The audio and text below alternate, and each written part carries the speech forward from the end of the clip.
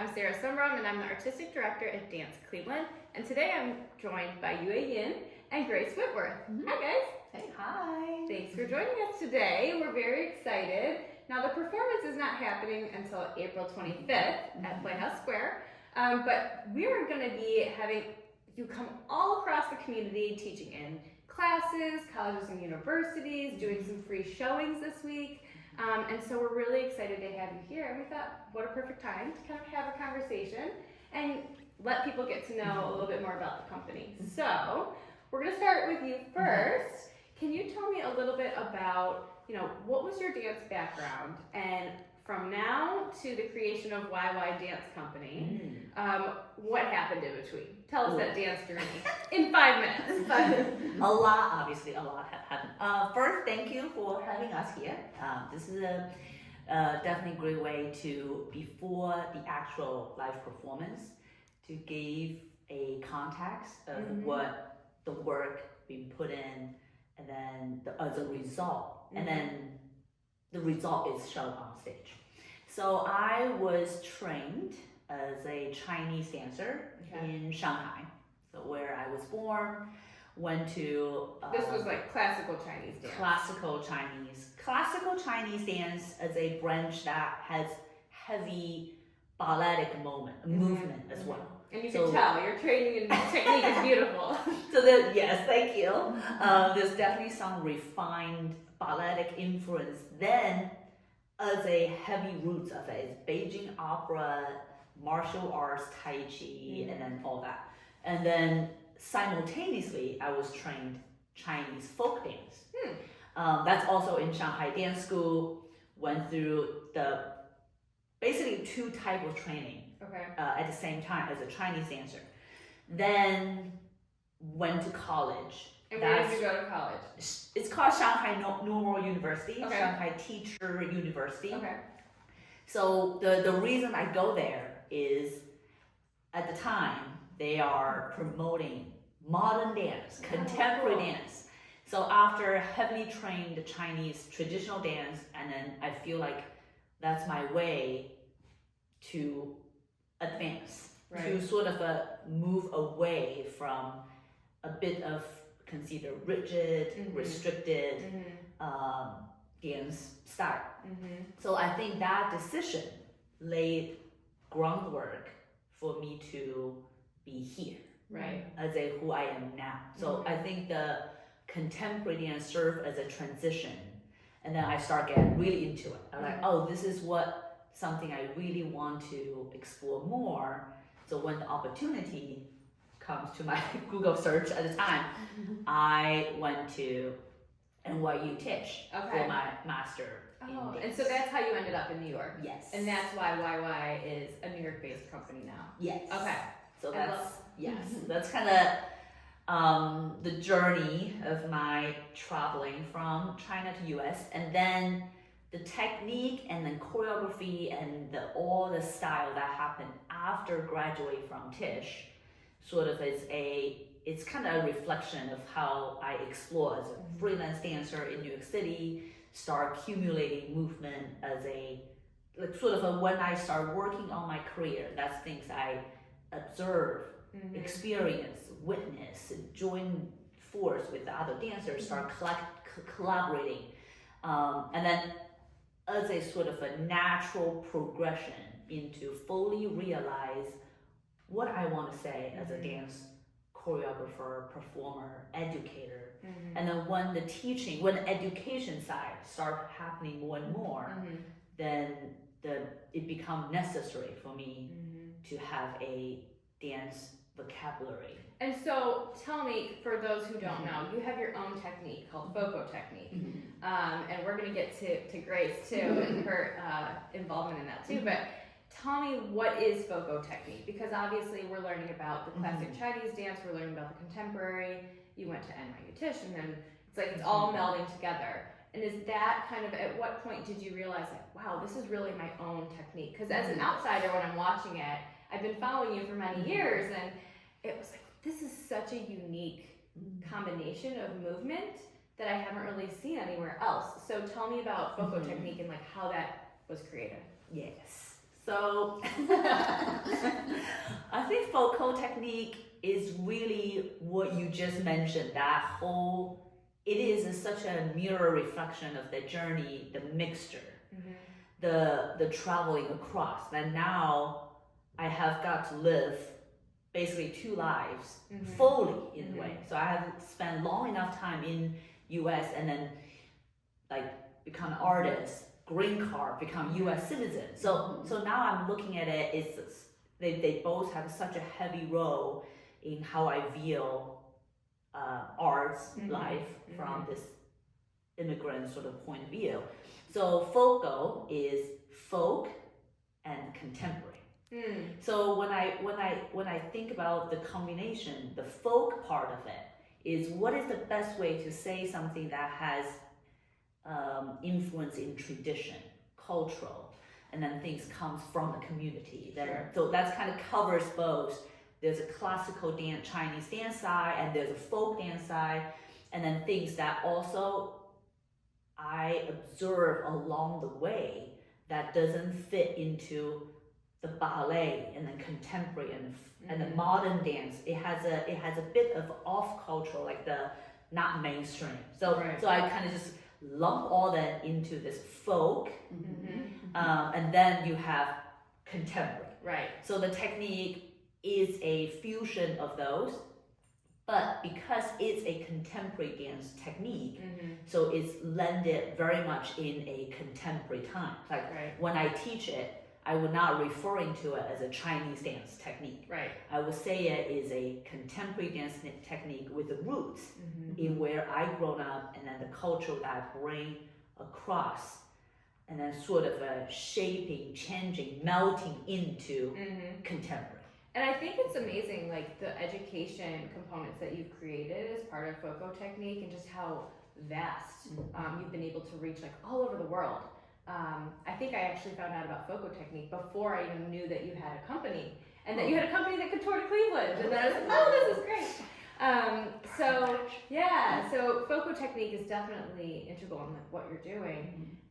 So now I'm going to segue over to Grace. So Grace is the rehearsal director, dancer, friend forever, and you're also Northeast Ohioan. Yes.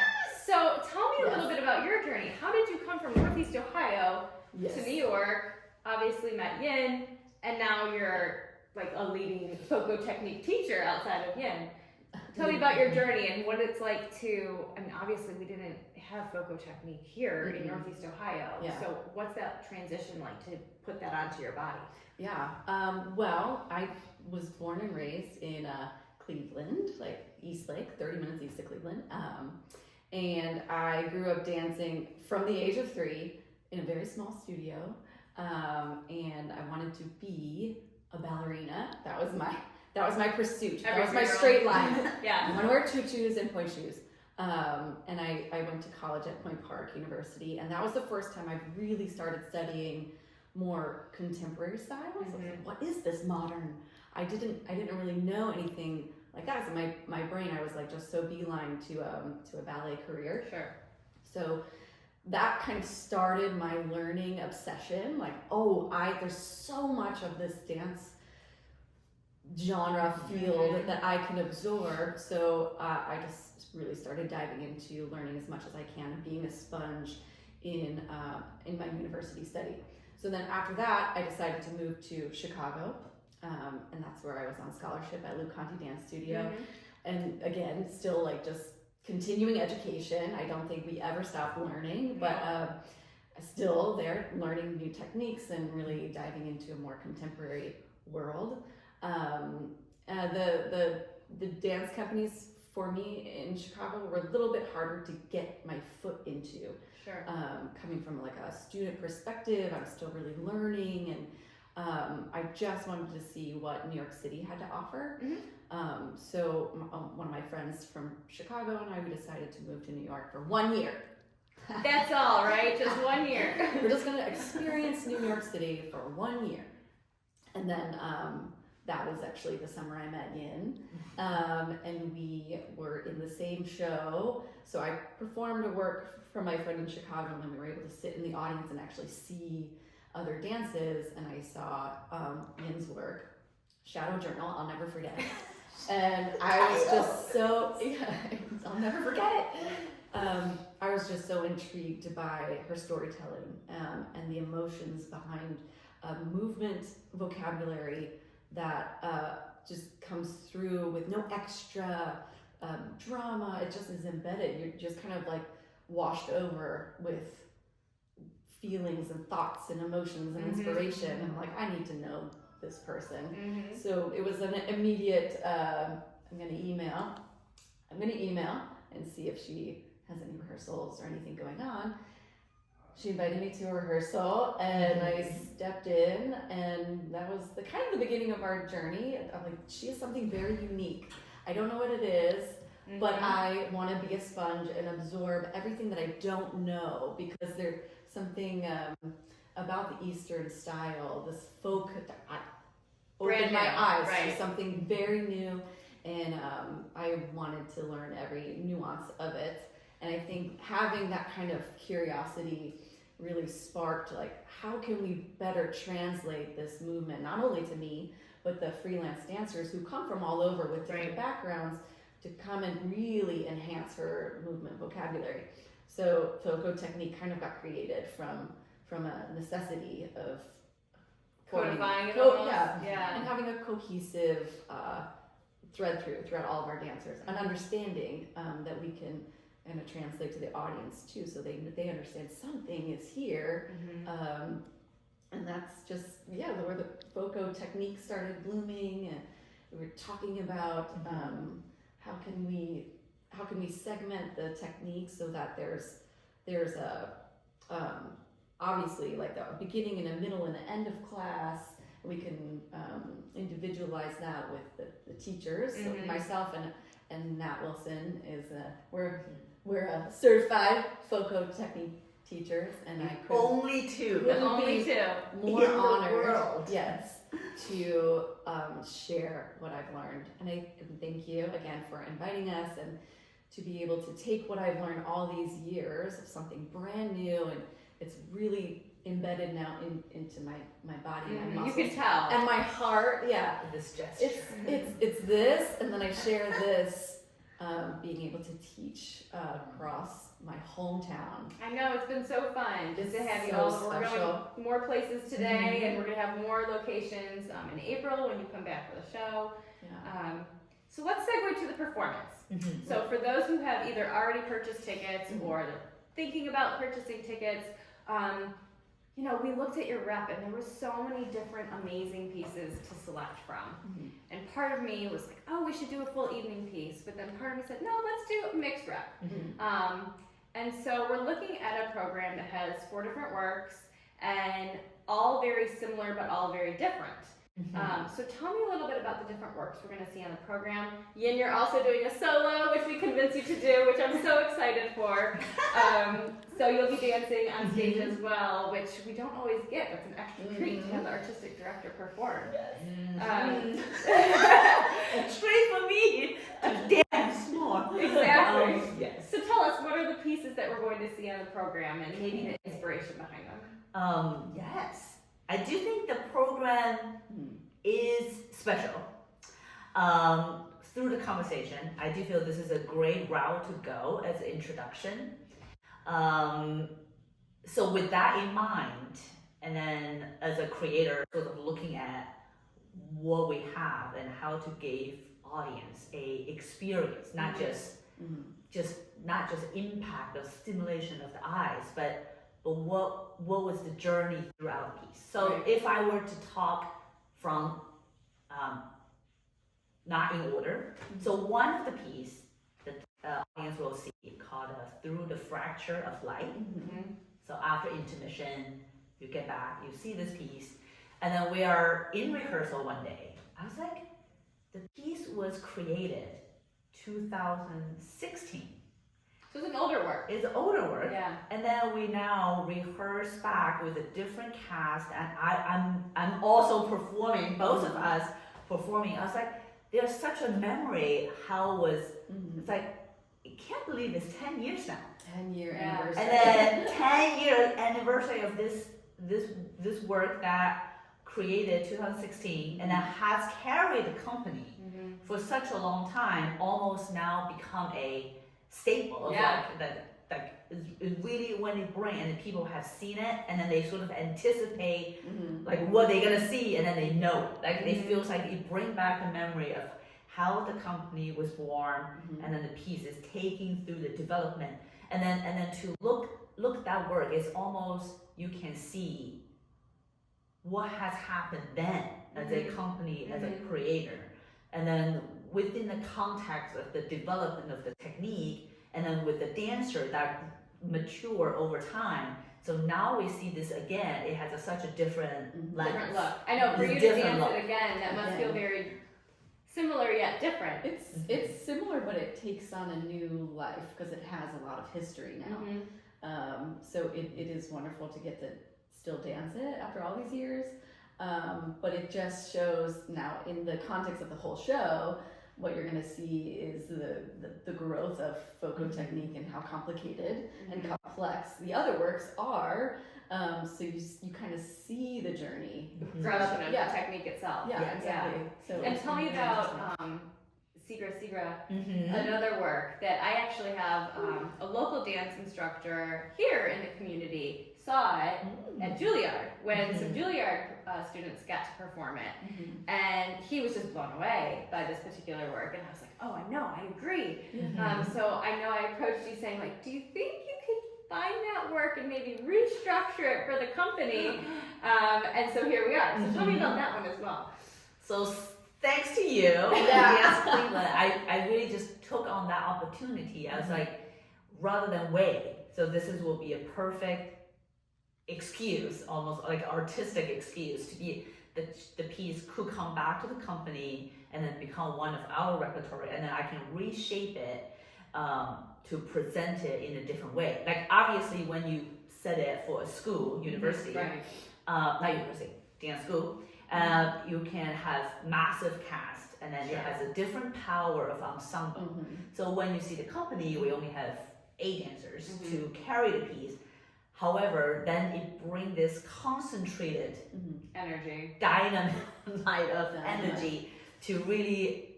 It's like it's the same but different, you know.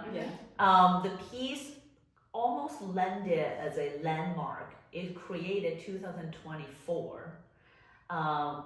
The shift happened when, at the time, I feel like the speed, the whatever frustrated me at the time, and fast and hard hitting, which is different than some of your other works. And it keeps going. It keeps going. It definitely shifts the direct trajectory, and then it almost set the tone for my next production that the company did in 2025. So it kind of led itself in this like very important time. Like when I think about it, I know that's where the shift happened. The speed, the energy, the approach, the music selection. The things that start. Music is Japanese rock band, Indonesian rock band, and then we come across this music. I was like, it's perfect to tell that blending of the story of me being a little bit more, I would say, fearless to go searching. What is the Eastern expression?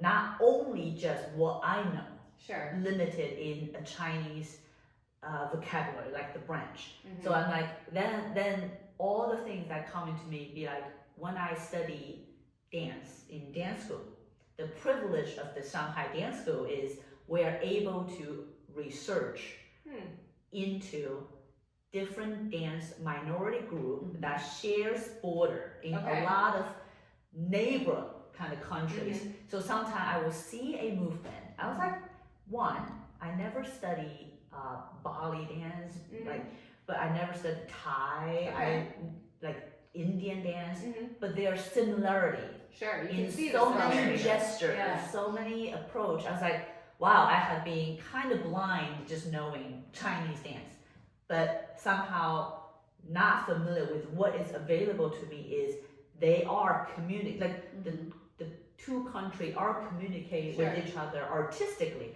So I somehow get the benefit of knowing things that not from my cultural, but I'm like borrowed. Sure. So that is sigua will be that key blending. into like let's open this door up, open this border up, like to see the dance from different angles, different perspective, and then to really utilize the benefit of contemporary to make all of them work. Like to just ingredient, put it in, and finding a thread line that we all shared.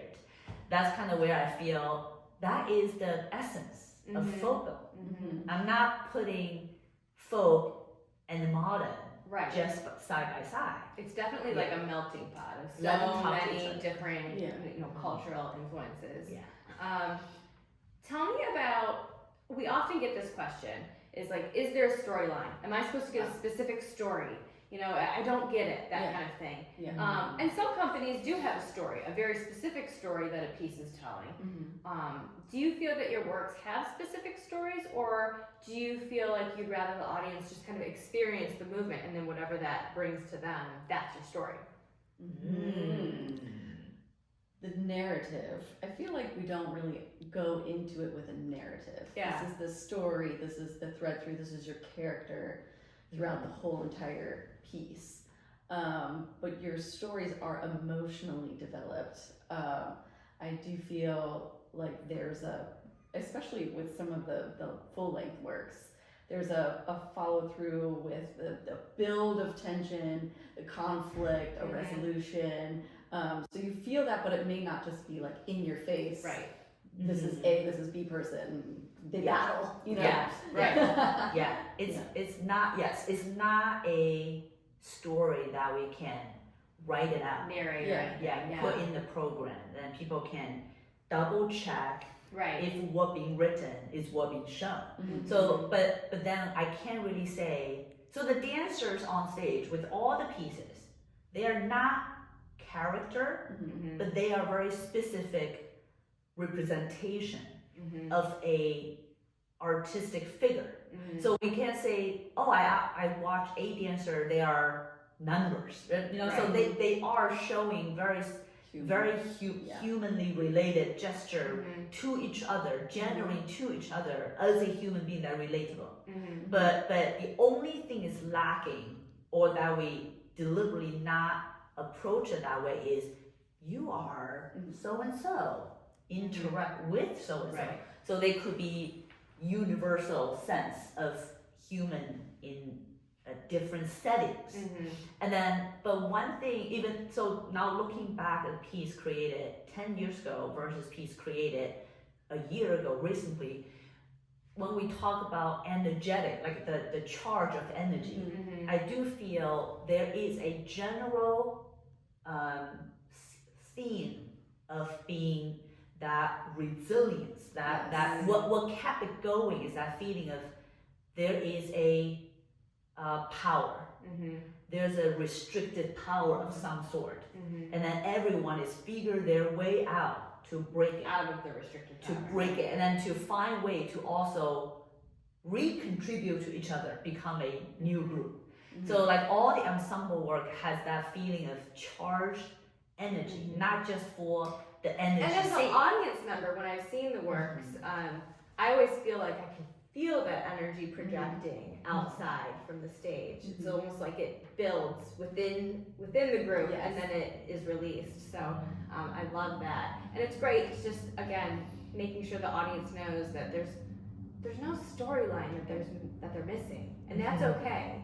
We want them to just be open to like accepting that energy and whatever that is for them. You kind of have to go in with that open mind. So thank you for kind of like explaining that, because I think so many people think that they're missing something and they're not.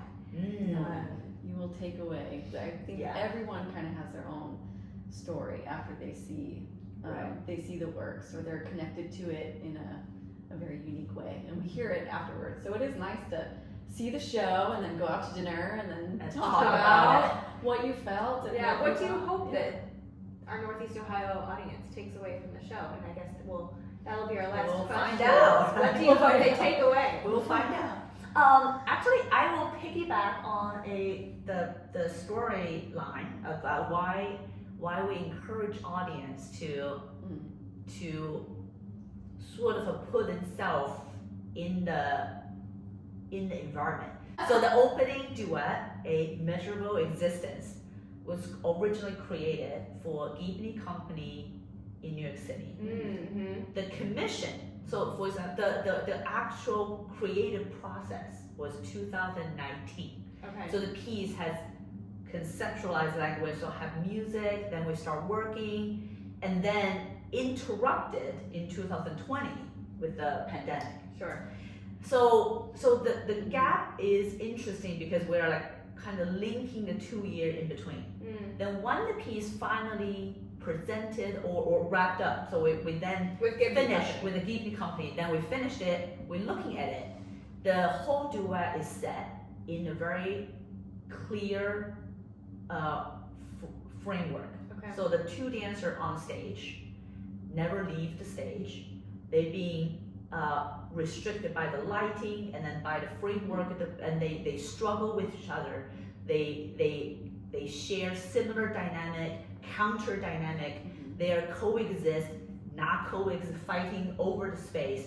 So at the end, they are finding a way to realize: are we two people or one?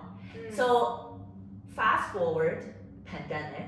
I'm looking at the piece. I say, there is a strong sense of isolation, and then the lock in.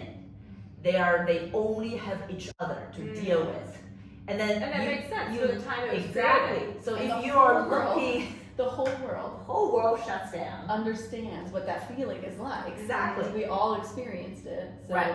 So you are looking at this dance created with no sense of pandemic, but you are now looking at it, have a strong sense of pandemic, and then what that does to people's existence, and then what is the emotional and mentality that go through, and then so now just says the one piece could be such a different context, but you now placing your own intention and interpretation, it works. Yeah. It works. Yeah. Well, we're so excited. We're thrilled. Thank you. We're glad Thank you're you here for on the ground bringing right us. now, and then we're just excited for April to be here. You're our finale performance of the current Wow, season. so honored. Yes. But thank you, and hope you get tickets. Hope to see you there. Hope to see you there.